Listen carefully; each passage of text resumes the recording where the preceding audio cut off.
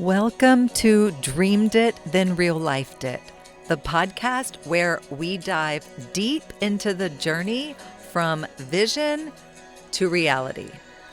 I'm Kelly Jackson, your guide on this path of self-discovery, transformation, and intentional living. Here, we explore everything from mindset shifts and personal growth to spiritual alignment and entrepreneurship, sharing insights, stories, and actionable wisdom to help you live a life in harmony with your dreams. Every episode will dig into what it means to not only dream big, but to actually consciously create the life you envision. Let's turn your dreams into real life.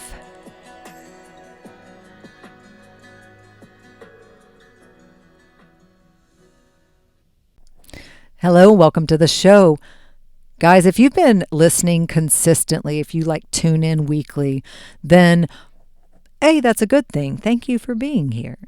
And B, then you know that after the last 3 fairly personal episodes, this one's going to be a pretty hard pivot, okay? Because we're moving into a broader societal observation here. And this bin store episode, the one we're having today, in my opinion, is a pretty interesting one. Like one of the more interesting ones we've had lately. I love all the episodes, don't get me wrong. But this is what makes this one interesting. It's not about discount shopping, okay? The whole thing that just hit me with this whole with bin stores. I'm about to get into it because I just learned even what they were, but we're going to get into it. What does this say about us that there are entire businesses built around buying things that people didn't want, didn't use, or forgot they ordered? Oh my, it's fascinating to me. And you know what? It ties directly into consumption, impulse purchases, dopamine, clutter, identity, scarcity, abundance, environmental impact, the illusion that the next thing will fix something. All of the stuff that lights up my circuit board that I love to talk about with you, you know. So what if you did listen to the last 3 episodes, then thank you.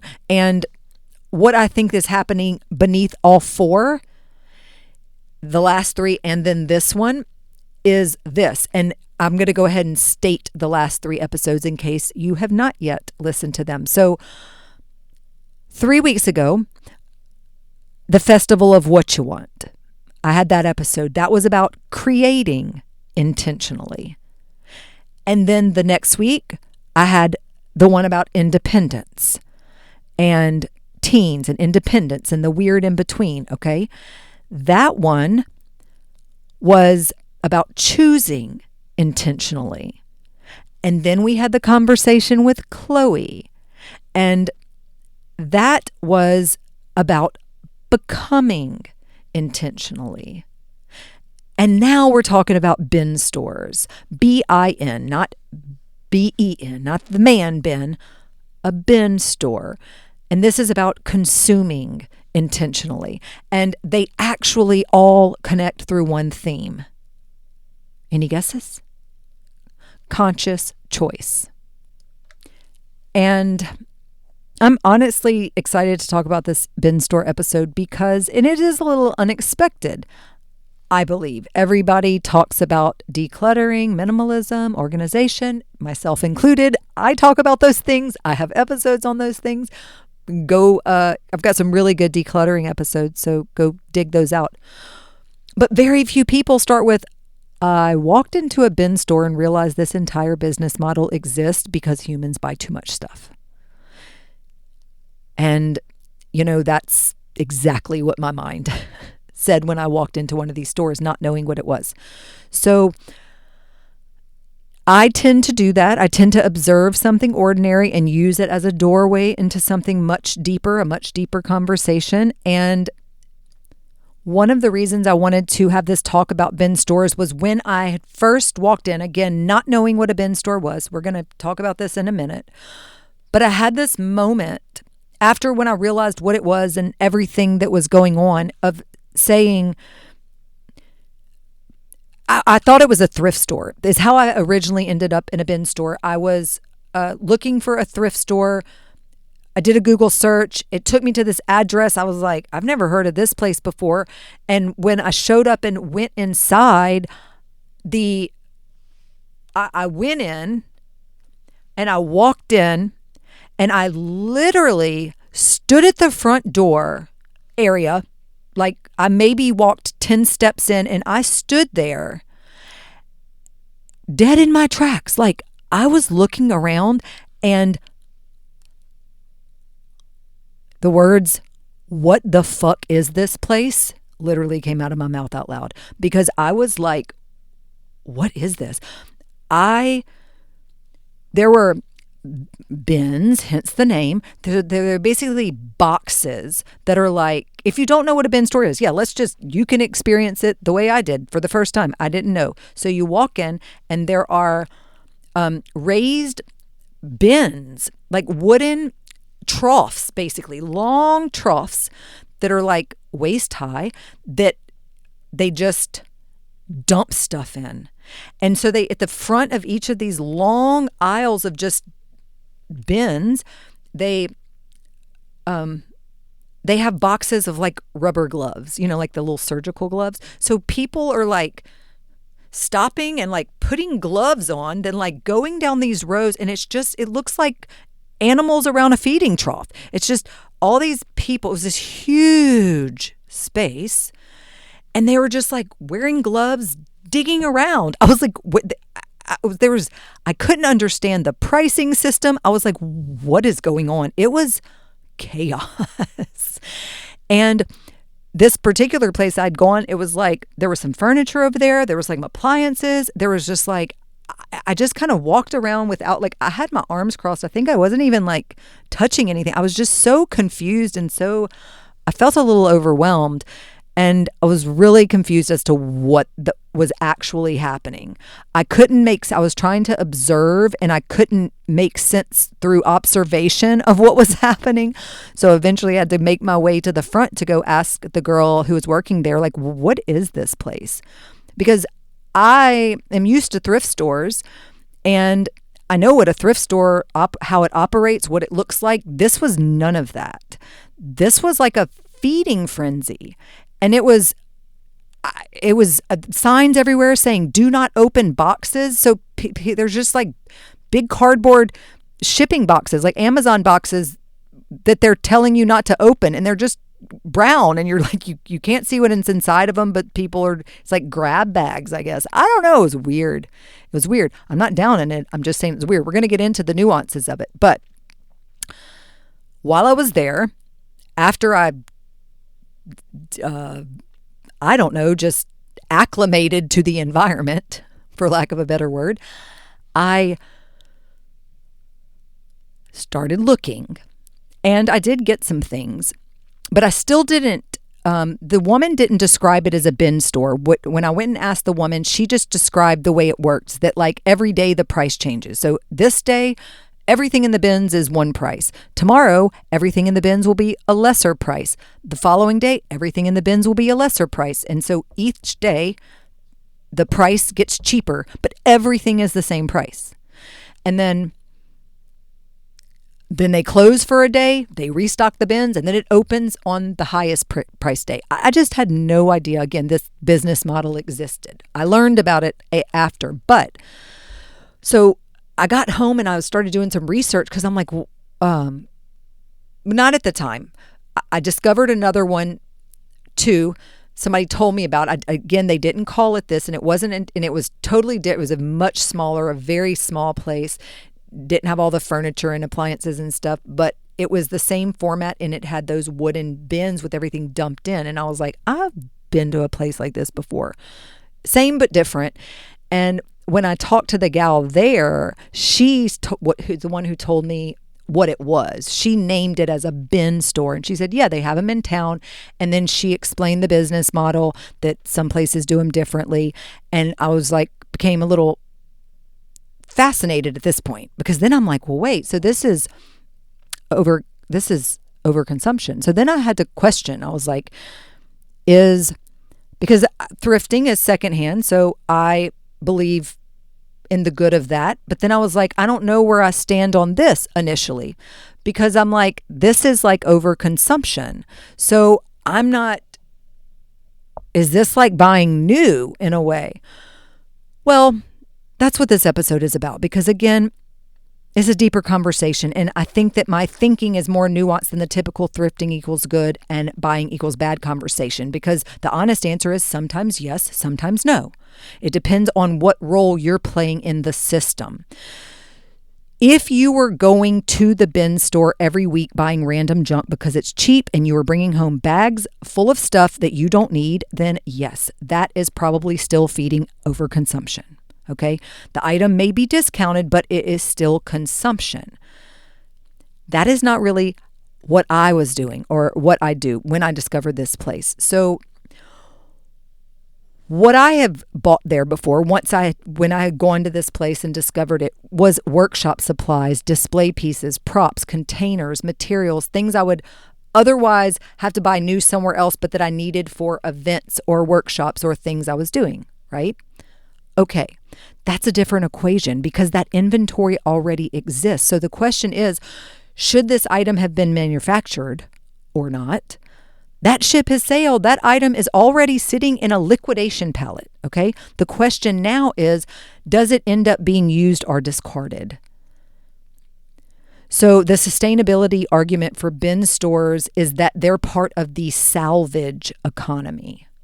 It's not secondhand, it's not thrift, it's salvage. The items at bin stores failed to move through their intended retail chain, their intended retail channel. So now another channel attempts to recover value before it becomes waste. In that sense, it's actually pretty similar to my relationship with materials. Because I see old sweaters, I see old fabric, I see vintage zippers, discarded wood, leftover paint, found objects like little shit I find in parking lots and on hiking trails, right?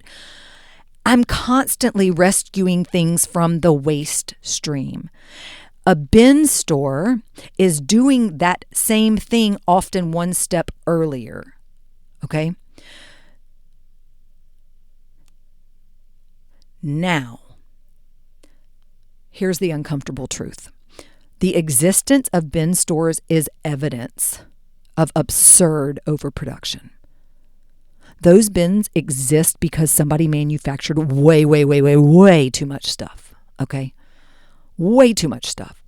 Entire business models exist because corporations produce more inventory than the consumers can absorb.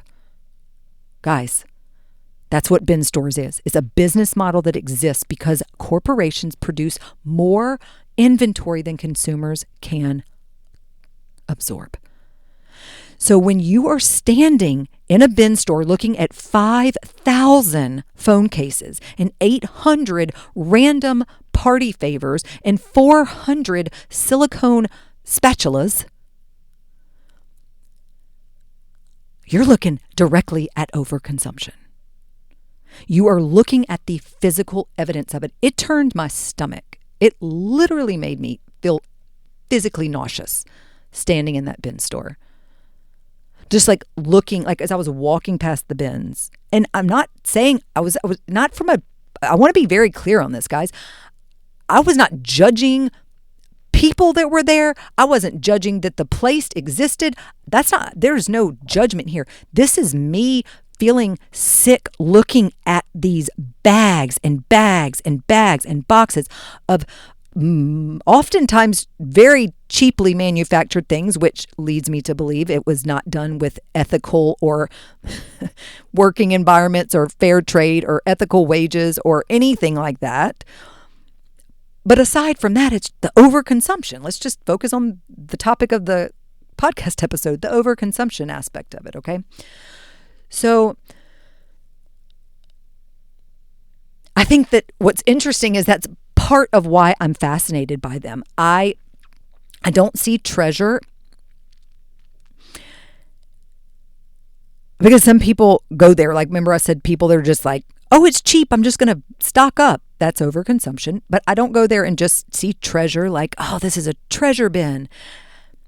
I see both. I go there and I'm like, man, this is wasteful. This is wasteful.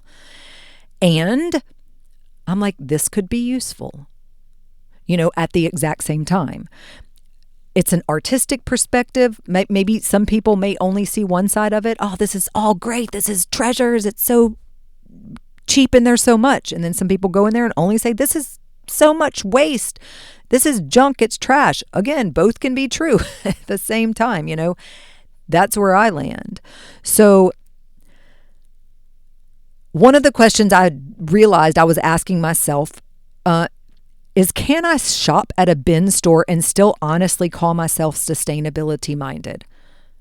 I can count on one hand the number of times I've shopped in a bin store, but I'm just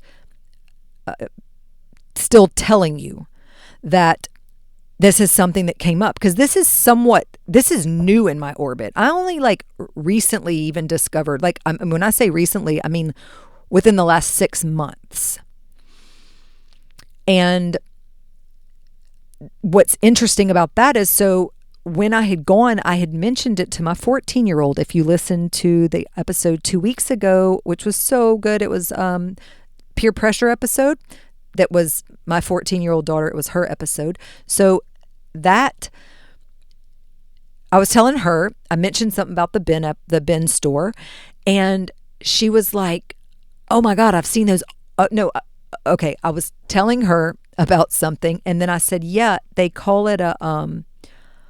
The lady told me, because I just found out literally yesterday that it was called a bin store. So I said something to my daughter about it this morning before I came here. And I said, yeah, she said it's called a bin store. And she said, oh yeah, those are huge. I'm like, you know what that is? She's like, yeah. So I said, how do you know what that is? Because I just found out about it. She's never said anything to me. And she said, it's on TikTok. She said, it's huge. People are always going to these bin stores. And so I'm going, oh God. So now I guess this is I don't know. I just didn't know. I didn't know that that's popular, that that's a thing, that people are promoting this, whatever. Again, that's why I think this is why we need to have this conversation, because it's somewhere between wasteful and useful. And the fact that it even exists, that's where my hang up is that this business model exists because of overconsumption. Okay. That's what I want y'all to hear. So again, I was asking myself, can I shop at a bin store and still honestly call myself sustainability minded? And my answer is yes, if you're using it intentionally. Not because it's cheap, not because it's a dopamine hit, not because it's a treasure hunt, but because you are sourcing materials and objects that already exist and you're giving them a purpose. Okay, I realized that I would be far more concerned about buying a bunch of brand new craft supplies and brand new decor and brand new workshop props and brand new display materials than I would be about grabbing useful items for an upcoming workshop from a liquidation stream that already exists. So, and this is the thing that I'd watch. It's the same thing that I'm already watching with thrifting, and I'm passing that on to you. Am I rescuing this because I have a use for it, or because I feel bad leaving it behind? And those are two very different purchases. One is sustainability, and the other is clutter wearing a sustainability costume. Oh yeah, we're sustainable. No, it's just adding to the clutter. But if you truly have a purpose for it and you're like, yes, and well, at least I know, because that's how I operate. And I've been, again, the bin stores are new to me, but thrifting, I mean, we got decades under the belt of that. So And I have to laugh. I thought of when I said that when I was talking about taking something home. And I know some of y'all, if you know, some of the most dangerous words in our vocabulary is like, ooh, I could do something with this. I could do something with this. Do you know how many times I've said that? And typically I end up doing something with it. But that's how it all starts with, ooh, I could do something with this. Now, I want to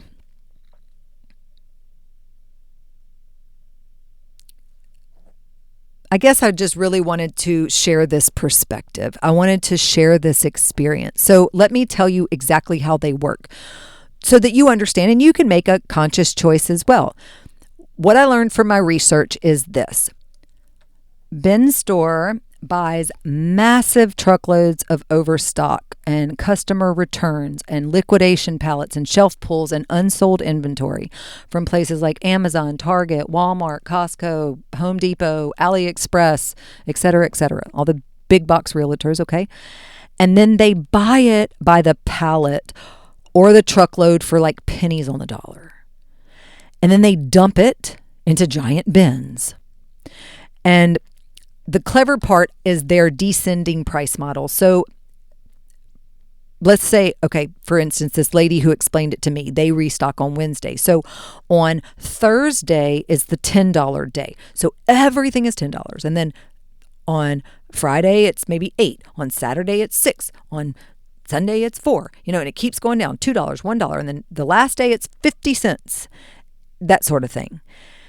And then they clear everything out and they restock again. So the goal isn't necessarily to sell a specific items. Their goal is to create a treasure hunt. People show up on the $10 day because they want the best stuff. And then people show up on the 50-cent day because they want the cheapest stuff. And the store wins both ways. And that's why when you walk into these stores, you're going to see brand new phone chargers, party favors, kitchen gadgets, random Amazon crap, beauty products, socks, bathing suits, toys, office supplies, exercise bands, seasonal decorations, and then it'll be like one random oddly expensive item worth a couple $100. It's like weird.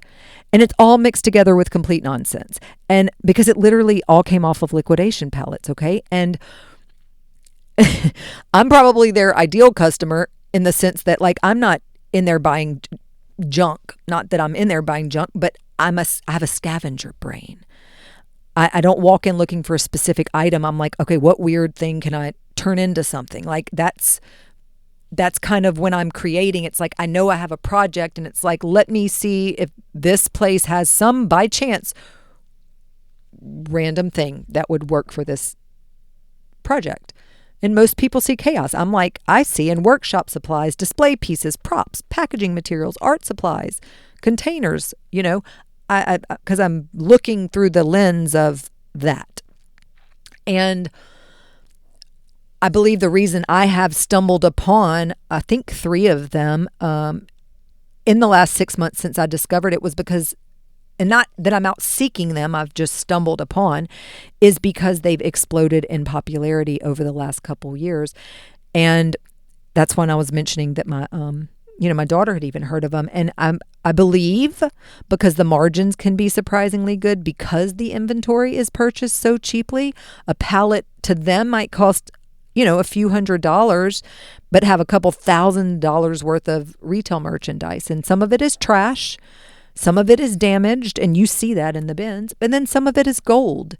And that's actually something my daughter even said. She's like, yeah, I know that it's not like all good stuff, but I think that there's some gold in there, So the store doesn't really care which is which because the pricing model averages it all out. And I don't know if you know what they are or not yet. Maybe now that we've talked about it, you'll maybe start noticing them everywhere. Who knows? But I think the clues are always the same in what I'm noticing. There's giant bins. There's no organization. There's weird inventory. Prices change by the day. And they have do not open box signs everywhere. And then, like I said, the people look like animals around a little I don't know, trough or like little raccoons digging or something. It's funny. I'm not making fun of the people. I'm just saying the nature of everybody digging is just funny. So, I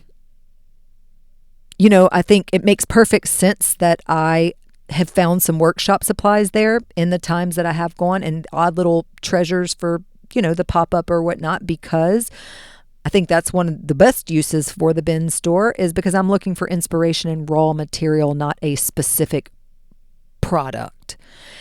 And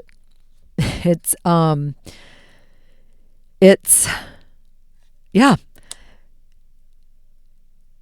Anyway, so I think that this episode is bigger than bin stores, because when I walked into that giant chaotic warehouse the first time, my reaction wasn't like, ooh, shopping. It was like, what the actual fuck is this place? What is this? It was crazy. And that's a completely different energy. I was fascinated by the ecosystem. I really was. The sheer absurdity of it, the mountain of excess. I really think I even cried a little. Like, I think I did get emotional in there the first time, if I remember correctly. The fact that entire stores now exist because our economy produces so much stuff that another industry had to emerge to deal with the leftovers, that is a pretty interesting conversation, And these stores are simultaneously evidence of overproduction, evidence of waste, evidence of consumerism, and evidence of resource recovery all at once. Okay? And I do find it interesting how closely this mirrors my life right now, because I had spent, at the time I'm recording this episode, I had really spent the last week or two excavating piles of unfinished business in my life, some stuff I needed to take care of. And what I discovered, there was lots of unfinished business, just little things here and there, like I needed to take care of this, take care of that, take care of this. And in the excavating the piles of that unfinished business, I discovered that not everything in the pile was trash, that some of it was valuable, that some of it just needed to be sorted. And that's exactly what a bin store is. It is a giant pile where value and junk are all mixed together. Most people enter, they only see junk or they only see treasure. I tend to see both, which is why I feel like the episode angle for today wasn't really like, what is a bin store? It's more, one person's clutter is another person's raw material, or the difference between waste and value is often attention. So if you decide you want to check out a bin store, see what it's all about, maybe you're already going. Again, expect to see junk. You may also find some treasure. I believe that you can still be sustainability minded and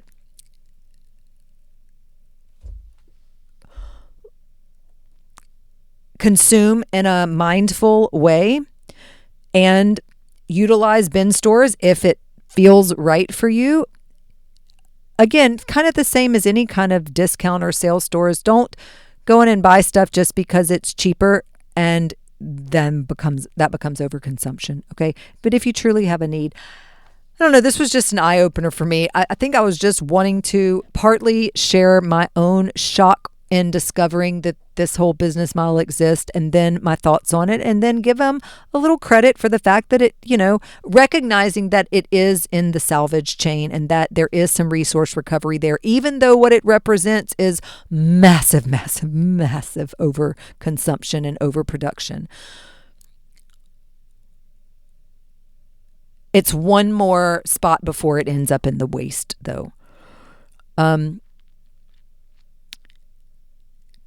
So, well, I guess we'll just leave it there. And guys, if sustainability, if you're into this stuff, if you want to learn more, if you want to know more, I've got some great episodes on sustainability. I know both years, Earth Day is around April 20th, 21st, 22nd, sometime like that. So in April of 2025, April of 2026. I know I have sustainability centric episodes in each of those months. And I've got a couple others too. I forgot to bring my calendar here where I keep all of my episodes. So I normally can just tell you what number they are right off the top of my head. But that's what I got for you. Thanks for being here, and I'll see y'all next week. Bye-bye. Oh, guys, by the way, there's still a couple more days to come by the Festival of What You Want, because today is July 13th, and the Festival of What You Want goes all the way through July 16th. So if you're listening to this on the day it came out, or maybe on Tuesday, there's still time. I would love for you to come out to Baton Rouge and check out the Festival of What You Want. And 10 days, if you listen to episode 89, which came out a couple weeks ago, that tells you all about it. I went over the schedule, what inspired me, how it all came about, what it's all about. So at this point, by the time you're hearing this, we're about halfway, a little more than halfway into our 10-day Festival of What You Want. We've got 23 ticketed events, 23 events on the schedule, workshops. They're art workshops and personal development workshops and movement and create and reflect and just all kinds of things. And it's going to be amazing, or it is amazing. We're already doing it. So come on out. And the link for all this stuff is in the show notes. Visit my Instagram. You can see updates there. Be sure you're following me on Instagram on @BE_whatyouwant, @whatyouwant.us. And then, of course, @DreamedItThenRealLifedIt. Those are my 3 main podcast or main Instagram channels. And then be sure you're subscribed to the podcast so that it's always easy to access your favorite episodes. And also leave a comment, leave a rating, leave a review, share the podcast, tell somebody about it. All right, guys, I'll see you next week. Thanks for being here. Bye-bye. Thank you for tuning in to Dreamed It, Then Real Lifed It. I hope today's episode sparked something powerful within you. Remember, every step you take towards your vision counts, no matter how small. If you enjoyed today's conversation, please take a second to hit that subscribe button or leave a review. That would be amazing. Or share the podcast with someone who's ready to bring their dreams into reality too. And if you're looking to dive deeper, connect with me on social media at Dreamed It, Then Real Lifed It, or at BE_whatyouwant. Or visit dreameditThenRealLifedIt.us for more resources on aligning your life, business, and dreams. Until next time, keep dreaming and keep manifesting your dreams into real life. Love you, friends.